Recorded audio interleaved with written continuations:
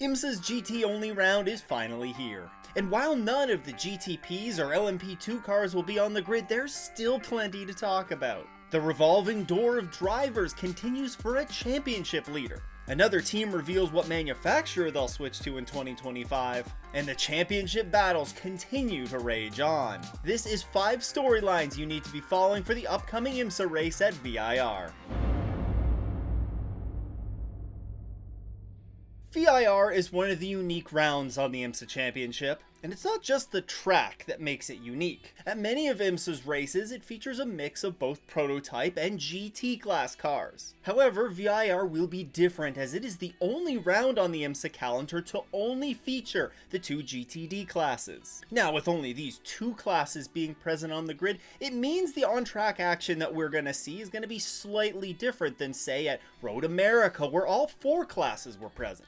Of course, one of the more obvious things that you'll notice is there's a lot less traffic. With the 2 prototype classes not present, it means that those GT classes won't have to worry about one of the GTPs or LMP2s sneaking up in their rearview mirror. That means that it should allow them to focus a little bit more on the road ahead and some of the battles that are going on within those GT classes. However, I think where we're going to see the biggest impact of it being a GT only round is the reduction in the number of full course yellows that we'll see. Now, I'm not here to blame all the full course yellows this season on the prototype classes, but since there's going to be significantly less traffic and the prototypes aren't going to be putting the GT cars in a precarious position, the GT cars aren't going to be putting the prototypes in a precarious position, that's going to help a lot reduce the number of full course yellows that we see. Combine that with just the nature of VIR, and I think we will see fewer full course yellows this race. In fact, over the last 3 seasons, we've seen an average of 1.3 full course yellows per race here.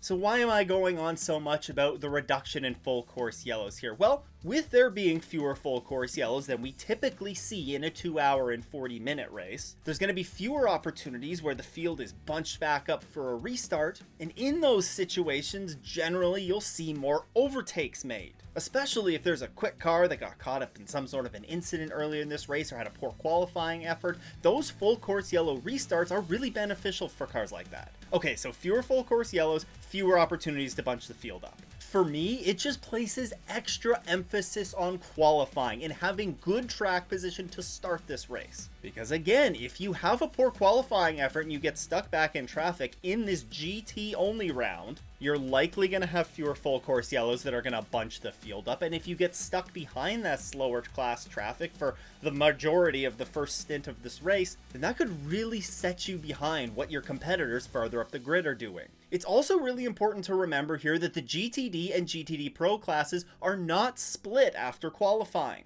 That means they're all going to start intermingled amongst one another once the race gets underway on Sunday. We saw this play out last year where there were a couple of GTD Pro cars that had a poor qualifying effort and they ended up starting about in the middle of the pack of the GTD cars. At the end of the day, all of these things could have a huge impact on championships, especially in the GTD Pro class where things are getting tighter and tighter as the season goes on.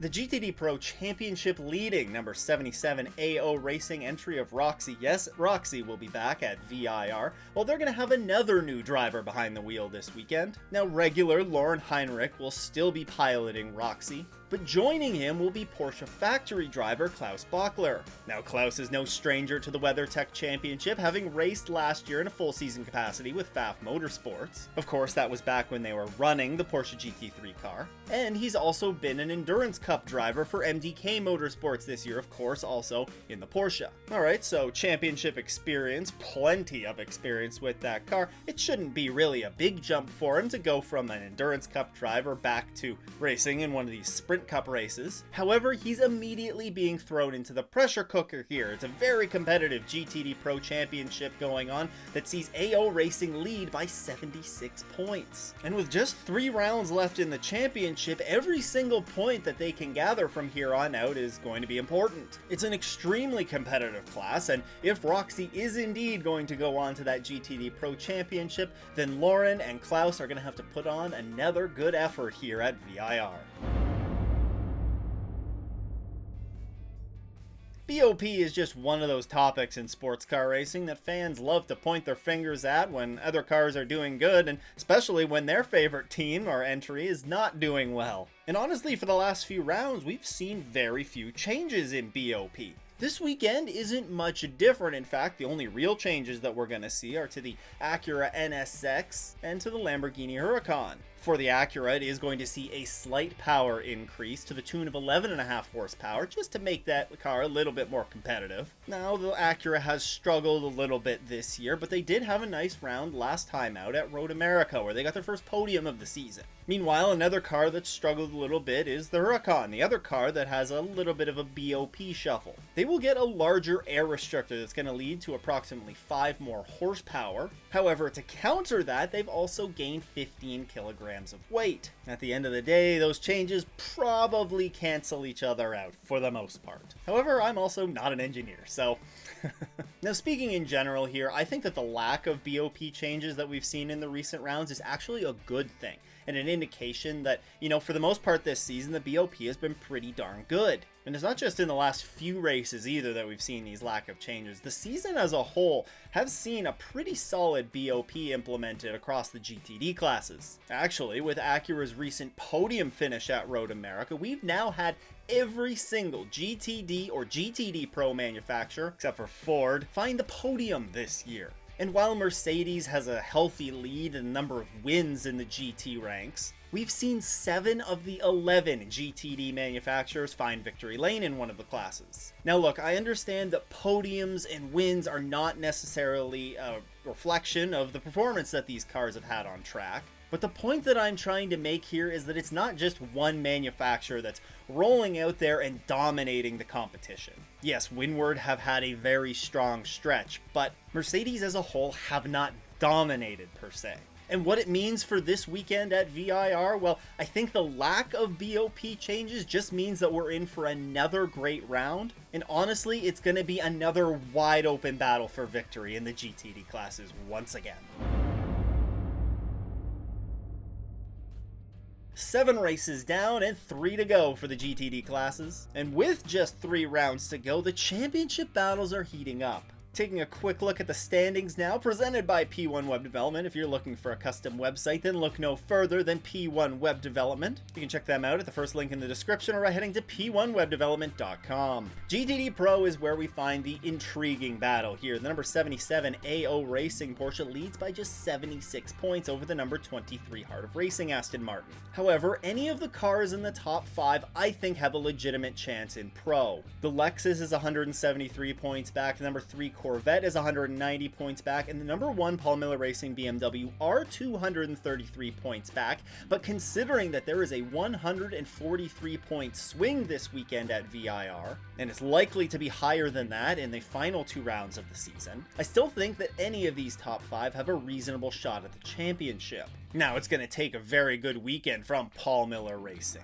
Corvette, or Lexus in order to claw their way back into it, and they're going to have 3 very good races to finish off the season. But we've seen all 3 of those teams go on runs at some point this year, or in very recent years, and all 3 of them know how to win championships. This GTD Pro battle is not over yet. On the GTD side, well, it's a little bit of a different story here. Windward Racing has run away with it. They lead Turner Motorsports by 268 points, who have come on very strong recently. So I guess you have to keep an eye on Turner Motorsports. If they can keep that going, then maybe they could make a run at Windward. However, you look a little further down the ranks, 120 points separate 3rd through 6th in the GTD ranks. Again, it's a very competitive class, and with just 3 rounds left, I think there's still some fun battles to be had for that final podium spot in the championship standings.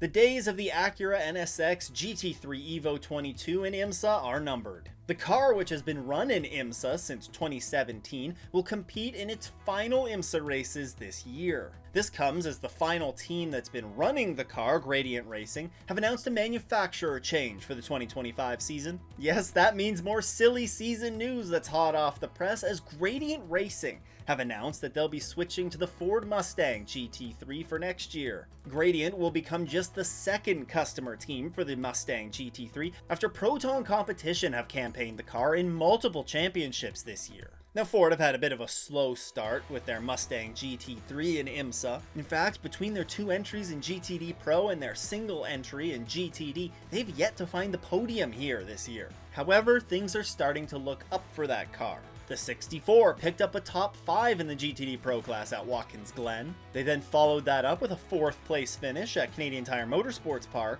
Then the 64 would put forth a solid qualifying effort at Road America before they threw that all away with a big misjudgment on lap 1, turn 5 that ultimately led to them following a number of laps behind the competition. This all goes to say that Ford may have struggled in the early going this year, but it looks like they're starting to turn a corner. And come next year, I would not be surprised to see these Fords competing for a podium spot on a pretty regular basis. Bringing all of this back to this weekend's round at VIR, though, I think Gradient Racing with their Acura are worth keeping an eye on. They've looked solid as of recently, and Sheena Monk is right in the heart of the battle for the Bob Aitken Bronze Cup. With just 3 races to go and them sitting 30 points behind the leader in the Bob Aitken Bronze Cup, look for them to build off of the solid runs they've had recently and try and lock up that automatic Le Mans entry for next year. Now, despite the Acura NSX only having a few more races left in the WeatherTech Championship, there are still some new cars coming on the horizon to get excited about.